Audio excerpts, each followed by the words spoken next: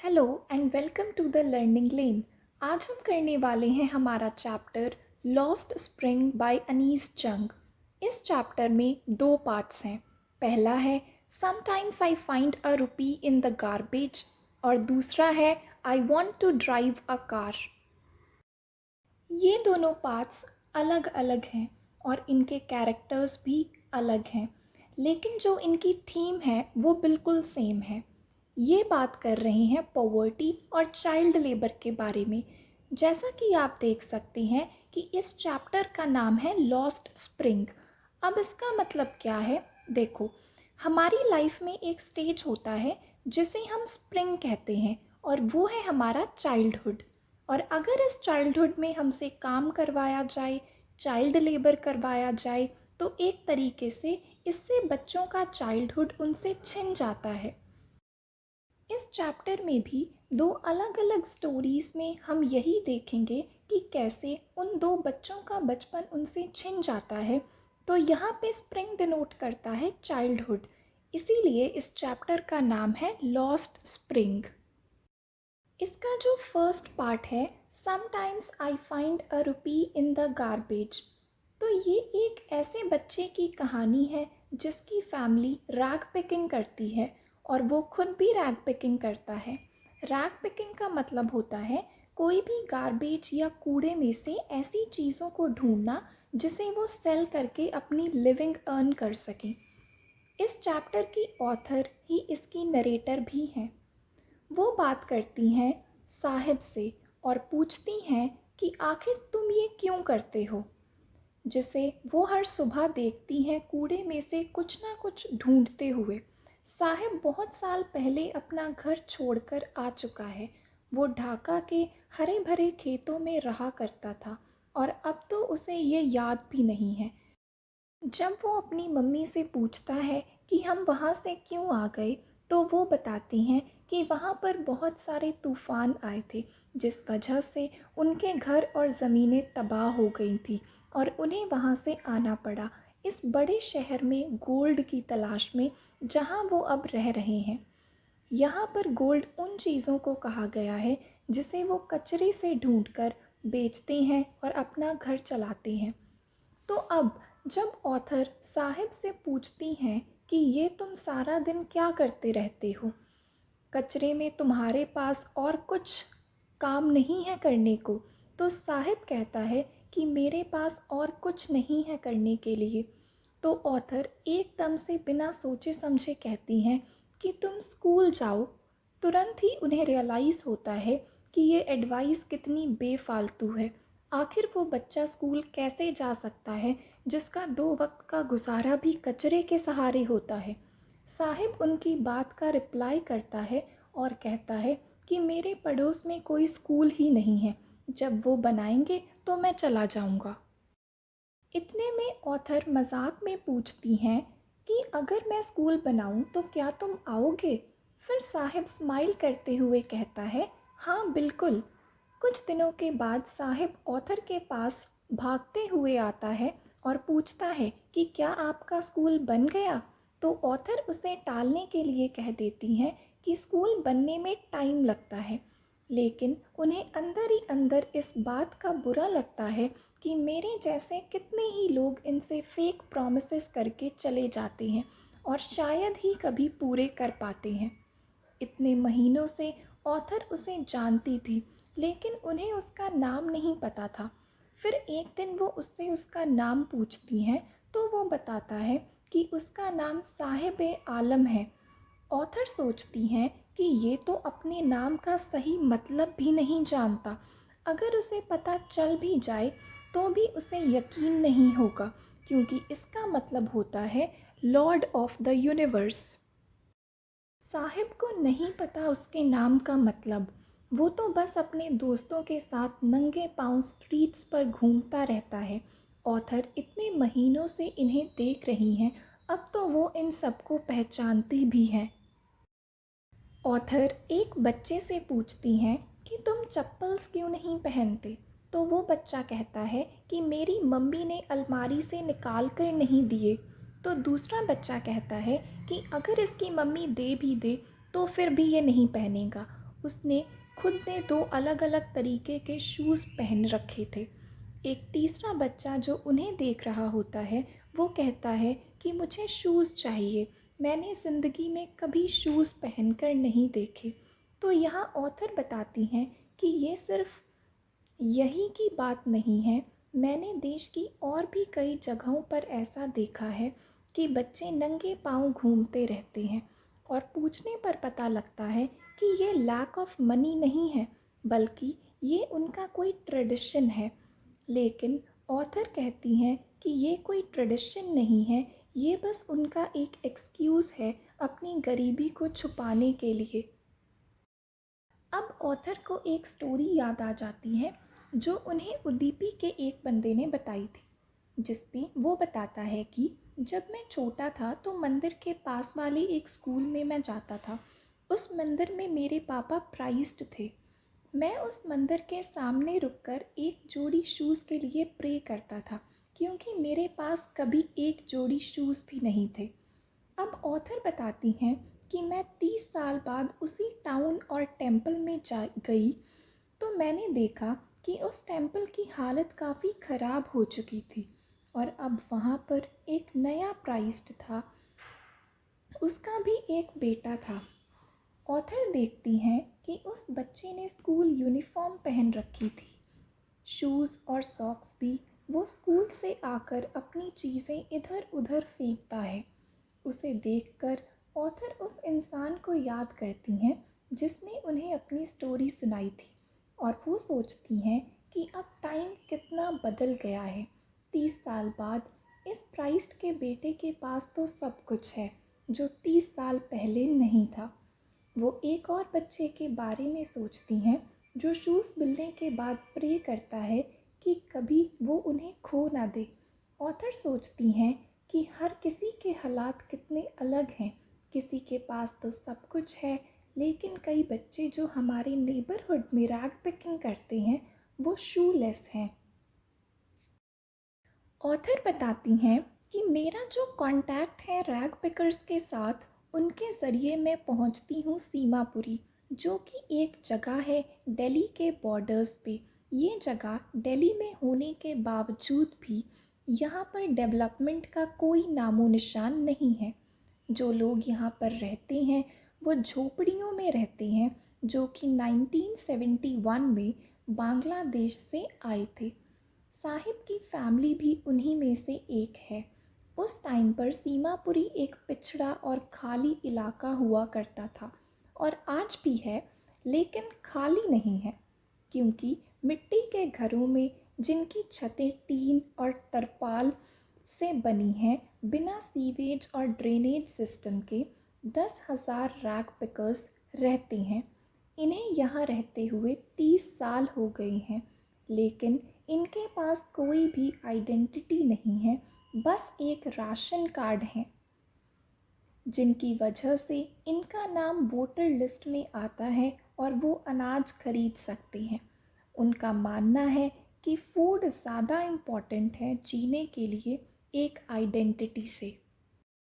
Author बताती हैं कि जब मैंने वहाँ की कुछ औरतों से पूछा कि वो अपने हरे भरे खेत और नदियाँ छोड़कर यहाँ क्यों रह रहे हैं, तो वो जवाब देती हैं कि क्या फ़ायदा ऐसे हरे भरे खेतों और नदियों का, जब हमारे पास रिसोर्सेज ही नहीं हैं अपना पेट भरने के लिए।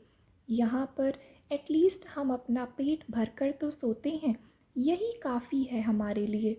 ऑथर बताती हैं कि यहाँ पर भी इन्हें खाना मिलता है, वहीं पर ये अपना टेंट लगाकर टेम्पररी घर बना लेते हैं। बच्चे इनके भी इसी माहौल में पलते हैं और बन जाते हैं इनके पार्टनर्स इन सर्वाइवल। और सीमापुरी में सर्वाइवल का मतलब है रैग पिकिंग, और रैग पिकिंग करते करते ये इतना मास्टर कर चुके हैं इसको कि ये अब इनके लिए फ़ाइन आर्ट बन चुकी है। उनके लिए गार्बेज किसी सोने से कम नहीं है, ये उनके लिए उनका डेली ब्रेड है। उनके सिर पर छत है, कोई फ़र्क नहीं पड़ता अगर वो छत लीक करती है, एक बच्चे के लिए तो ये उससे भी ज़्यादा है। साहिब बताता है कि कभी कभी मुझे 1 रुपये और कभी कभी तो 10 रुपये का नोट मिल जाता है। उसकी आंखें चमक जाती हैं ये बताते हुए। जब आपको इस कूड़े के ढेर में एक सिल्वर कॉइन मिल जाए तो आप ढूंढना थोड़ी छोड़ेंगे, क्योंकि एक उम्मीद रहती है कि यहाँ से और मिलेगा।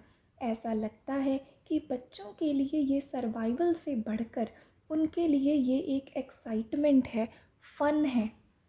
एक विंटर मॉर्निंग की बात है जब साहिब दो लोगों को टेनिस खेलते हुए देख रहा था। वो कहता है कि मुझे ये गेम बहुत पसंद है।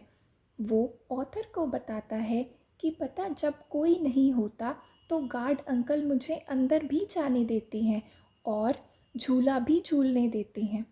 ऑथर बताती हैं कि उस वक्त साहिब ने भी टेनिस शूज़ पहन रखे थे। उसके फटे पुराने कपड़ों पर तो टेनिस शूज़ जच भी नहीं रहे थे। साहिब बताता है कि वो किसी ने उसे दिए थे। वो जूते किसी अमीर सादे के होंगे जिसने उन्हें एक होल होने पर फेंक दिया, लेकिन साहिब ने उन्हें अपना लिया एक सपने की तरह। उसका एक सपना तो पूरा हो गया कि उसे जूते पहनने हैं, लेकिन क्या वो कभी इस खेल को खेल पाएगा, क्योंकि जिस गेम को वो देख रहा है वो उसे अफोर्ड नहीं कर सकता। एक सुबह की बात है जब साहिब एक मिल्क बूथ की तरफ जा रहा है। उसके हाथ में एक स्टील की केतली है और वो ऑथर को बताता है कि वहाँ सामने जो टी स्टॉल है मैं वहाँ पर काम करता हूँ। मुझे 800 रुपये मिलते हैं और दोनों वक्त का खाना भी मिलता है। ऑथर उससे पूछती हैं कि क्या तुम्हें ये जॉब पसंद है। उसके चेहरे से देख के लगता है कि उसका केयर फ्री लुक था जो वो कहीं जा चुका है। जो स्टील की केतली है वो बहुत भारी है उस प्लास्टिक बैग से जो वो पहले उठाता था, जो उसका अपना था, क्योंकि ये स्टील कैनिस्टर तो उस आदमी की है जिसकी वो टी शॉप है। साहिब अब अपनी मर्जी का मालिक नहीं रहा है। क्या आप जानते हैं कौन अपनी मर्ज़ी का मालिक बन सकता है? वो है मुकेश, जिसकी स्टोरी अब हम पढ़ेंगे। I want to drive a car. Mukesh अपने खुद का मास्टर बनना चाहता है। वो कहता है कि मैं एक मोटर मैकेनिक बनूंगा। ऑथर एक बच्चे से मिलती हैं जिसका नाम है मुकेश। वो एक मोटर मैकेनिक बनना चाहता है। ऑथर उससे कहती हैं कि क्या तुम्हें कार्स के बारे में कुछ पता है? तो वो उनकी आंखों में देख के जवाब देता है कि मैं सीख लूँगा। ऑथर सोचती हैं कि ये जो सपना देख रहा है ये सिर्फ एक डेल्यूशन है। फिरोज़ाबाद की धूल भरी गलियों के बीच में जो बैंगल्स के लिए फेमस है। फिरोज़ाबाद की हर दूसरी फैमिली बैंगल्स बनाती है। ये इंडिया की ग्लास ब्लोइंग इंडस्ट्री का सेंटर है, जहाँ की फैमिलीज़ ना जाने कितनी जनरेशन्स फर्नेसेस के अराउंड काम करते करते चली गई। मुकेश की फैमिली भी इन्हीं में से एक है। इनमें से किसी को भी ये नहीं पता कि ये इल्लीगल है बच्चों का ग्लास फर्नेसेस पे काम करना, हाई टेम्परेचर्स में और डिंजी सेल्स में बिना एयर और लाइट के। ऑथर कहती हैं कि अगर यहाँ पर लॉ इन्फोर्स किया जाए तो उन 20,000 बच्चों को बचाया जा सकता है जो उन हॉट फर्नेसेस पर काम करके अपनी आँखों की रोशनी गंवा रहे हैं। मुकेश की आंखें चमक उठती हैं जब वो खुद आगे से ऑथर को कहता है कि चलो मैं आपको अपने घर लेके चलता हूँ। बड़े प्राउड के साथ मुकेश कहता है कि मेरा घर नया बनाया जा रहा है। ऑथर बताती हैं कि जब हम उसके घर की तरफ जाते हैं तो हर जगह बड़ी गंदी स्मेल आ रही होती है, क्योंकि नालियों में सड़ा हुआ कचरा फंसा होता है। छोटे छोटे हट्स होते हैं जहाँ पर मानो दीवारें गिर जाएंगी और डोर्स तो गिरने की कगार पे हैं। ना कोई विंडोज़ हैं और ऐसी हालत में ह्यूमंस और एनिमल्स एक साथ रहते हैं। ऐसे ही किसी घर के सामने जाकर वो रुक जाता है और एकदम लात मार के दरवाज़ा खोल देता है। ऑथर बताती हैं कि अंदर जाकर वो देखती हैं तो पता लगता है कि ये घर तो अभी तक ठीक से बना भी नहीं है। घर के एक हिस्से में सूखी पत्तियों से चूल्हा जल रहा होता है और उस पर एक पतीले में पालक की सब्जी बन रही होती है। पास ही में ज़मीन पर एक प्लेट में कुछ और सब्जियां कटी पड़ी होती हैं। एक पतली दुबली औरत शाम का खाना बना रही है। उसकी आंखें उस चूल्हे से निकलने वाली स्मोक से भरी हुई हैं और वो उन आंखों से मुस्कुराती है। इतनी छोटी सी उम्र में वो घर की बहू बन चुकी है। उसके ऊपर घर की जिम्मेदारी है। हर फैमिली मेंबर की जिम्मेदारी है उस बच्ची पे है जो वहाँ पर खाना बना रही है। जब घर में किसी बड़े बुजुर्ग की एंट्री होती है तो वो भागकर वॉल के पीछे चली जाती है और अपना घूंघट और नीचे कर लेती है। ऑथर बताती हैं कि ये उनका रिवाज है, घर के बड़ों के सामने घूंघट करना। यहाँ पे जिस एल्डर की एंट्री हुई है वो मुकेश के पिता हैं। इन्होंने बहुत साल बहुत मेहनत की है, पहले एक टेलर बन के और फिर एक बैंगल मेकर की तरह, लेकिन वो आज तक अपना घर तक रेनोवेट नहीं करवा पाए हैं और ना ही अपने दो बेटों को स्कूल भेज पाए। वो बस उन्हें वही सिखा पाए जो उन्हें आता था, वो है बैंगल्स बनाना। मुकेश की दादी कहती हैं कि ये तो मुकेश के पिता का कर्म है, उसकी किस्मत है। ये वही औरत है जिसने अपने पति को इस काम से आंखें गंवाते हुए देखा है और कहती है कि भगवान ने हमारे लिए इस काम को चुना तो हम इसे कैसे ठुकरा सकते हैं।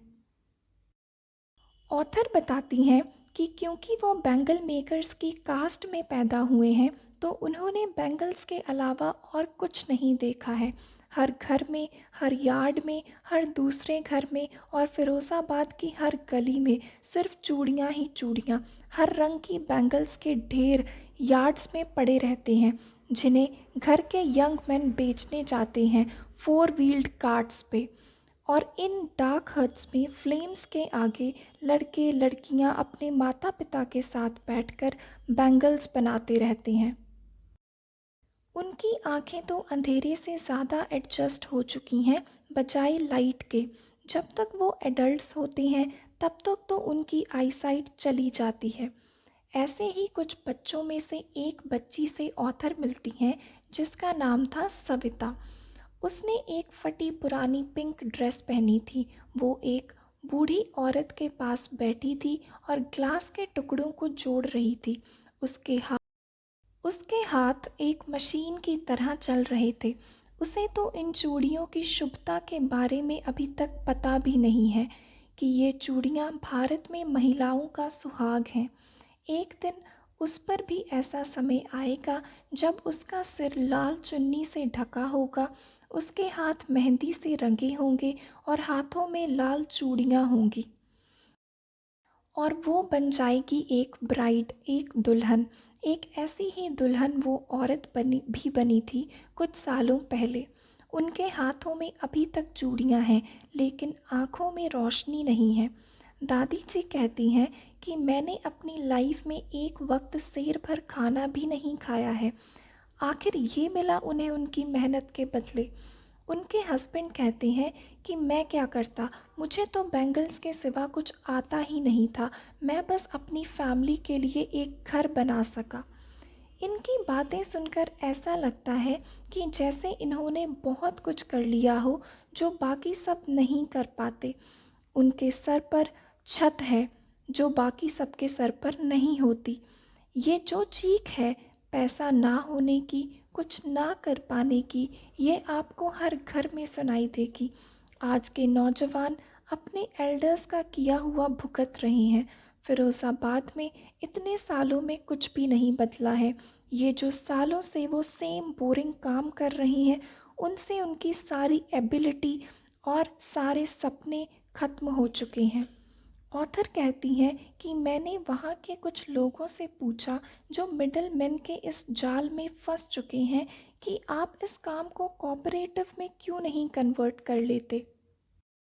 तो उन्होंने जवाब दिया कि अगर हम अपने आप को ऑर्गेनाइज कर भी लेते हैं तो पुलिस हमें मार पीट के ना जाने कौन सी धारा लगा के जेल में डाल देगी। ऑथर कहती हैं कि अगर इस सिस्टम को बदलना है तो इन्हें एक लीडर की ज़रूरत है, लेकिन इनमें से कोई भी लीडर नहीं है। हर कोई थक चुका है। बच्चे भी उतना थक चुके हैं जितना कि उनके माँ बाप। अब जब उनसे बात करते हो तब उनकी बातों में गरीबी, लैक ऑफ इमोशंस और सेंसिटिविटी, ग्रीड, इनजस्टिस, ये सब चीज़ें देखने को मिलती हैं। उनको सुन के आपको ऐसा लगेगा कि यहाँ पे दो दुनिया हैं। एक तो उस फैमिली की जो गरीबी के जाल में फंस गई है, उस जाल में जो बुना गया है, उनके ऊपर कास्ट का थप्पा लगा दिया गया है। और दूसरी तरफ है जाल बुनने वाले, साहूकार से लेकर middleman, policeman, keepers of law, bureaucrats और पॉलिटिशियंस, हर कोई मिला हुआ है। इन सब ने मिलकर एक बच्चे के ऊपर ऐसा बोझ डाल दिया है जिसे वो उठा भी नहीं पा रहा। जब तक उसे कुछ समझ में आता है वो इसे नेचुरली एक्सेप्ट कर लेता है। कुछ और करने का मतलब है हिम्मत करना, लेकिन फिरोज़ाबाद के बच्चों को हिम्मत सिखाई ही नहीं जाती। और जब ऑथर मुकेश के अंदर उस हिम्मत को देखती हैं, जब वो कहता है कि मैं मोटर मैकेनिक बनूंगा, मैं गैरेज जाकर सब कुछ सीख लूँगा, अगर गैरेज दूर है तो मैं चलकर भी चला जाऊंगा, तो वो खुश हो जाती हैं। ऑथर मुकेश से पूछती हैं कि क्या तुम प्लेन भी उड़ाओगे, तो वो चुप हो जाता है और फिर नीचे देखते हुए कहता है, नहीं, वो कार्स के सपने देखता है क्योंकि उसने कार्स को देखा है फ़िरोज़ाबाद की स्ट्रीट्स पर, लेकिन प्लेन्स तो फ़िरोज़ाबाद के ऊपर उड़ते ही नहीं हैं। इसी के साथ हमारा चैप्टर ख़त्म हो जाता है। आई होप आप सबको समझ में आया होगा। For more videos subscribe to my channel, and until the next video keep learning.